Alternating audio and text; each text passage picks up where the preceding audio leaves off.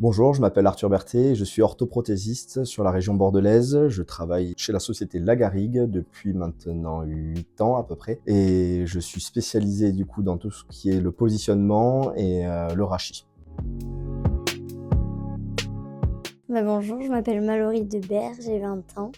J'habite à la Bastide d'Armagnac dans les Landes, où je suis en situation de handicap. J'ai eu un cancer de la moelle épinière à l'âge de 2 ans et du coup ça m'a rendue paraplégique et la main droite aussi est malade. Alors l'appareillage de Mallory est un corset-siège qui est réalisé sur moulage.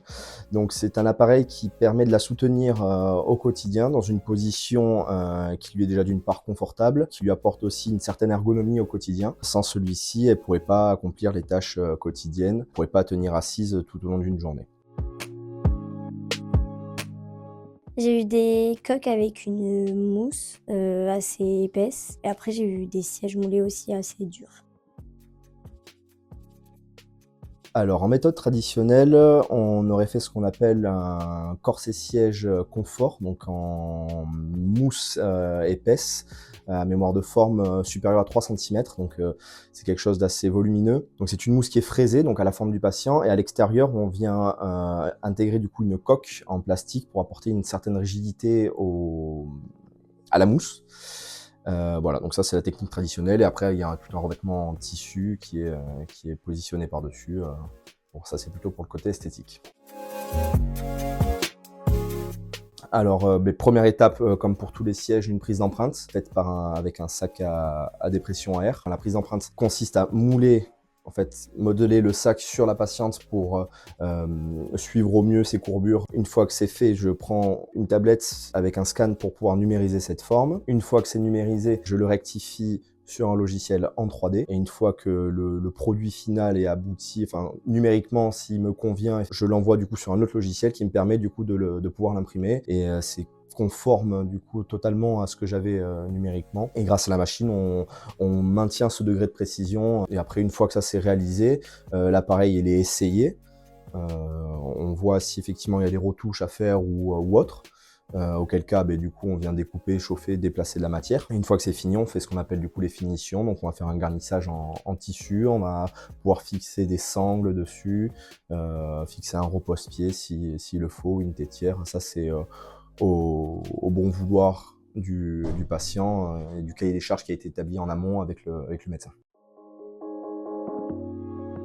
Pour la prise d'empreinte, le scanner Captevia Plus, qui est relativement précis et qui me permet de faire les empreintes au quotidien, donc notamment pour ce type d'appareil-là. Ensuite, j'ai utilisé le logiciel Cube pour faire toute la partie du coup rectification numérique, où je viens ouvrir le scan, nettoyer certaines formes, designer mon appareil. Et une fois que l'appareil est designé, je l'ouvre du coup dans le slicer de l'imprimante 3D, donc de la Sonaflex. Et là, on choisit les dernières petites étapes, les différents types de densité que l'on souhaite avoir. Et ensuite, il n'y a plus qu'à imprimer.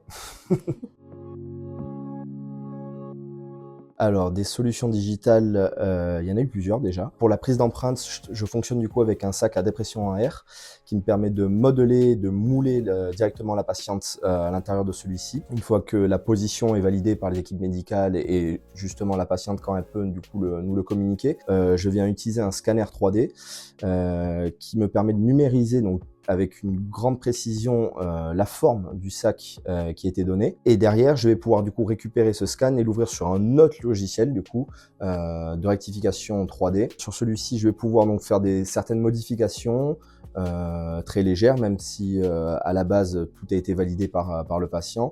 Et je vais surtout pouvoir numériser une forme qui sera du coup usinable dans peu importe les processus de réalisation.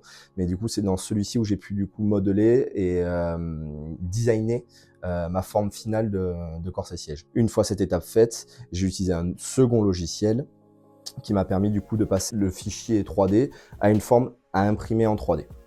Et après, derrière, du coup, on a utilisé l'imprimante Sonaflex pour pouvoir réaliser le siège. J'étais un peu choquée parce que c'est pas du tout comme ça que de base on imagine des sièges. Mais après, quand j'ai été dedans, franchement, j'ai de suite aimé, même j'étais plus en arrière et tout. mieux parce qu'il est plus léger. Enfin, c'est-à-dire qu'on le sent pas vraiment. Genre, on peut bien bouger, il est hyper maniable. Mais en même temps, il maintient quand même bien le dos pour qu'on reste droit et tout. Donc, franchement, il est vraiment bien.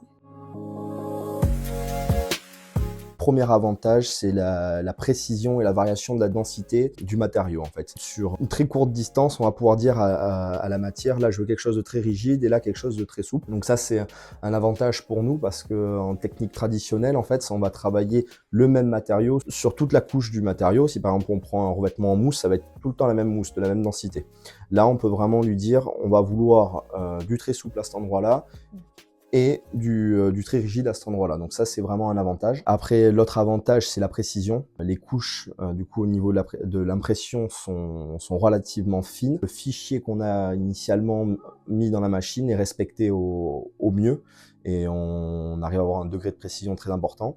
Dernier désavantage, et qui n'est pas des moindres, je pense, c'est l'aspect écologique du produit. Effectivement, sur la technique traditionnelle, on va avoir énormément de pertes de matière, que ça soit sur la mousse, mais aussi la coque plastique. On a beaucoup de déchets qui sont pas forcément tout le temps revalorisés. Avec cette technique-là, du coup, de siège numérisé en impression 3D, on n'a plus ce souci-là. On a du coup 0 déchet. On utilise vraiment que la matière dont on a besoin pour pouvoir réaliser le siège. On va gagner énormément en confort.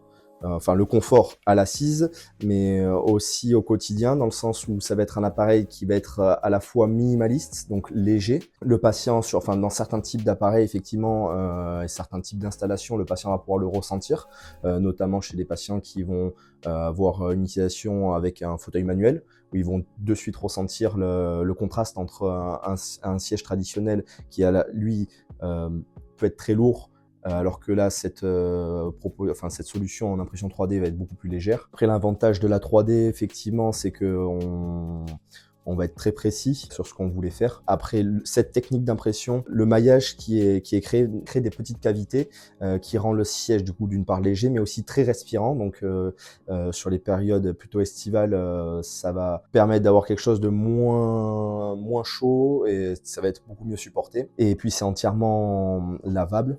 On peut le passer à l'eau sans souci, alors qu'avec une technique traditionnelle en mousse, en fait, on ne peut pas passer l'entièreté de l'appareil à l'eau. Bah, du coup, il est hyper léger et donc ouais, on se sent bien. Enfin, vraiment, on le sent pas du tout, donc c'est vraiment top. Au moment où on a pris la décision de réaliser cet appareillage-là en impression 3D, on avait vraiment un objectif, c'était la guérison de son escarre. Elle avait un escarre au niveau de son assise qui avait beaucoup de mal à guérir et on est en difficulté effectivement, donc on s'est dit pourquoi pas essayer effectivement la 3D avec ces zones où on peut venir décharger en ajoutant de la souplesse dans le matériau. On s'était dit ça allait pouvoir nous aider effectivement sur cette guérison-là, donc ça a été un des gros intérêts de l'impression 3D. Après, la fiabilité et la précision de l'appareil, elle a direct ressenti au bout de quelques semaines des douleurs au niveau des cervicales qui avaient disparu, au niveau de son dos aussi. Donc ça c'est dû à, je pense, à la précision de l'appareil qui a été respectée lors du moulage. Oui, franchement oui, parce qu'il n'a pas fait que du bien sur la plaie, il a aussi fait du bien sur mon dos, sur mes cervicales et tout, donc c'était cool. Alors oui. Oui, parce que si on les prend une par une, effectivement, pour moi, la prise d'empreinte par scan, elle est obligatoire. Elle est obligatoire. On a besoin de ce degré de précision-là pour la réalisation de ce type d'appareil. Sans ça, c'est vraiment très difficile. Il y a d'autres techniques qui sont plus anciennes, effectivement, par prise d'empreinte par plâtre, mais c'est très fastidieux à la fois pour le professionnel de santé, mais surtout pour le patient. Ensuite, au niveau de la réalisation, Cube est un logiciel avec des outils vraiment à la fois complexes et variés. On a un panel d'outils en fait qui nous permettent d'apporter à notre forme un petit peu ce qu'on souhaiterait apporter juste on le visualise et en fait les outils sont là pour pouvoir réaliser ce qu'on veut faire, donc c'est vraiment un logiciel très intéressant par rapport à ça, aussi très facile de prise en main. Et après la réalisation en 3D effectivement c'est un avantage, c'est une technique de réalisation qui permet de débloquer des problèmes qu'on avait auparavant avec certains types d'appareillage qui avaient une méthode plus traditionnelle où on était un peu bridé par cette technique de réalisation qui avec la 3D on ne l'est quasiment plus, quoi. Donc oui, je conseillerais aussi la 3D. Ouais, franchement, oui, parce que on a beaucoup de soucis, nous, avec le poids quand on est en situation de handicap et avec les appuis et tout. Et même par rapport au poids, genre si on est fin, ça fait pas d'appui, si on est costaud, bon, je sais pas, mais je pense pas. Et même, ouais, non, par rapport aux appuis, par rapport à l'été aussi, parce que quand on a des sièges avec des coques normales, entre guillemets, l'été, c'est hyper compliqué. Quand il fait chaud, on a dessus des rougeurs. Et puis on a hyper chaud encore plus, quoi. Donc là, avec les petits trous partout, bah ça tient pas chaud. Donc c'est bien.